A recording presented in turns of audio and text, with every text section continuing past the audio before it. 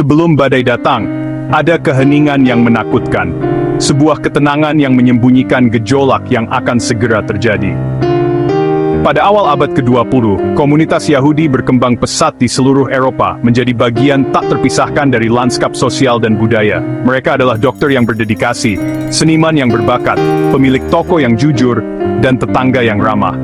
Mereka berkontribusi dalam berbagai aspek kehidupan. Mereka adalah bagian penting dari kota-kota besar seperti Berlin, Warsawa, dan Wina, di mana komunitas mereka berkembang dan makmur.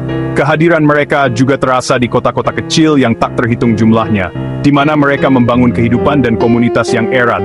Sinagog yang megah dan tradisi mereka yang kaya terjalin erat dalam kehidupan Eropa, mewarnai lanskap budaya dengan keberagaman. Namun, di balik kenormalan yang tampak ini, benih-benih antisemitisme tetap ada, berakar kuat dalam prasangka dan ketidaktahuan. Sebuah ancaman yang tersembunyi, bayangan gelap yang mengintai di balik layar. Kehancuran Perang Dunia III dan depresi besar yang melumpuhkan memicu kebencian dan ketakutan, menciptakan lahan subur bagi ekstremisme. Ideologi ekstremis mendapatkan tempat di hati dan pikiran orang-orang yang putus asa. Karena orang-orang mencari kambing hitam yang mudah disalahkan atas penderitaan mereka, menyalahkan pihak lain atas kemalangan mereka. Dalam kekacauan dan kebingungan ini, Partai Nazi bangkit dengan cepat, memanfaatkan ketakutan dan ketidakpastian. Mereka menawarkan kebohongan yang memikat, janji-janji palsu yang menarik bagi mereka yang merasa ditinggalkan. Mereka menyebarkan narasi palsu bahwa orang Yahudi yang harus disalahkan atas semua masalah Jerman, mengipasi api kebencian dan prasangka. Narasi palsu dan berbahaya ini akan segera melepaskan bencana dalam skala yang tak terbayangkan, mengubah wajah Eropa selamanya. Dunia berada di ambang kegelapan, bersiap untuk menghadapi salah satu babak paling mengerikan dalam sejarah manusia. Pada tahun 1933, Hitler menjadi kanselir memanfaatkan ketidakstabilan Jerman. Nazi dengan cepat membongkar demokrasi, membungkam oposisi, dan mendirikan kediktatoran. Ideologi mereka menargetkan orang Yahudi, merampas kewarganegaraan dan hak-hak mereka melalui hukum Nuremberg. Orang Yahudi dikecualikan dari kehidupan publik, profesi, dan bahkan bangku taman. Bintang Daud kuning menjadi lencana rasa malu. Penganiayaan meningkat menjadi kekerasan selama Kristallnacht sinagog dibakar. Bisnis dihancurkan, nyawa melayang. Ribuan orang dikirim ke kamp konsentrasi.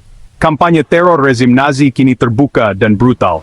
Panggung telah diatur untuk genosida. Dengan Perang Dunia II, teror Nazi menyebar ke seluruh Eropa. Orang Yahudi dipaksa masuk ke ghetto yang penuh sesak, berjuang untuk bertahan hidup di tengah kelaparan dan penyakit. Pada tahun 1941, Nazi meluncurkan solusi akhir, rencana untuk pembunuhan massal yang sistematis. Einsatzgruppen membantai lebih dari 1 juta orang Yahudi di Eropa Timur. Konferensi Wannsee mengkoordinasikan logistik genosida, mengirim jutaan orang ke kamp pemusnahan. Deportasi dilakukan dengan efisiensi yang mengerikan. Keluarga berdesakan di gerbong ternak, banyak yang meninggal di perjalanan. Bagi para penyintas, perjalanan berakhir di kamp-kamp seperti Auschwitz dan Treblinka. Mereka telah tiba di jantung kegelapan. Mesin kematian sedang bergerak. Di kamp-kamp konsentrasi, kedatangan seringkali berarti perpisahan abadi. Keluarga tercerai-berai dalam sekejap, tanpa ampun. Ikatan yang dulunya tak terpisahkan, kini diputuskan oleh kekejaman sistematis. Dokter Nazi memutuskan hidup atau mati dengan sekali pandang. Sebuah penilaian singkat yang menentukan nasib seseorang. Sebagian besar dikirim langsung ke kamar gas, sebuah perjalanan tanpa harapan menuju akhir yang mengerikan. Mereka yang dipilih untuk bekerja menghadapi kelaparan yang tak tertahankan, penyakit yang merajalela, dan kebrutalan yang tak henti-hentinya dari para penjaga. Narapidana kehilangan nama mereka, identitas mereka direnggut secara paksa, direduksi menjadi angka yang ditato di lengan mereka, sebuah simbol dehumanisasi total. Kehidupan sehari-hari berarti kerja keras yang melelahkan, jatah makanan yang sedikit, hampir tidak cukup untuk bertahan hidup, dan ketakutan yang terus-menerus akan kematian. Barak-barak penuh sesak, tidak higienis, dan mematikan. Tempat penyakit menyebar dengan cepat. Namun bahkan di sini, di tengah kengerian yang tak terbayangkan, orang-orang berbagi makanan yang sedikit, berbisik cerita untuk menjaga semangat tetap hidup, dan berpegang pada harapan akan hari esok. Penyintas Elie Wiesel menulis, dengan kata-kata yang menghantui dan tak terlupakan, "Aku tidak akan pernah melupakan malam itu, yang telah mengubah hidupku menjadi malam yang panjang, sebuah kegelapan abadi yang tak pernah bisa dihilangkan."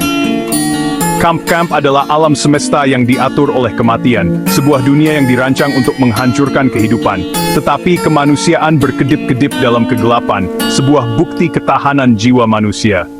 Dunia akan segera dipaksa untuk menghadapi kengerian ini, dan selamanya diubah oleh apa yang ditemukan.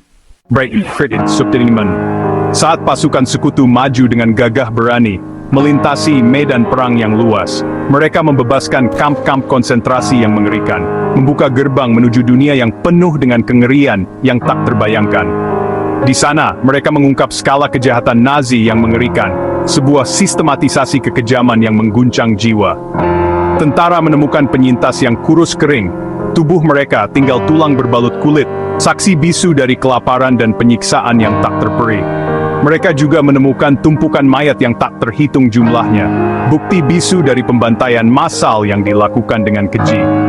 Lebih jauh lagi, mereka menemukan bukti pembunuhan yang terindustrialisasi, mesin-mesin kematian yang dirancang untuk menghancurkan kehidupan secara efisien dan tanpa ampun. Pembebasan membawa kebebasan yang sangat dinantikan, secercah harapan di tengah kegelapan yang pekat, tetapi juga kehilangan yang mendalam, luka yang tak akan pernah sembuh sepenuhnya.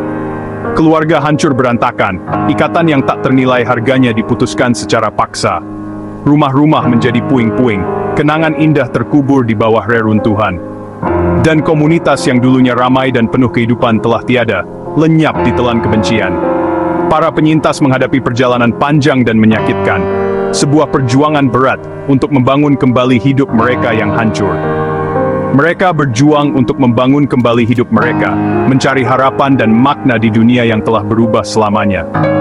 Hari ini, saat saksi terakhir memudar suara mereka yang berani perlahan menghilang, kita mewarisi tanggung jawab yang berat untuk mengingat, untuk memastikan bahwa kisah mereka tidak pernah dilupakan. Holocaust bukan hanya sejarah, ini bukan sekadar catatan peristiwa masa lalu, itu adalah peringatan yang sangat penting bagi kita semua.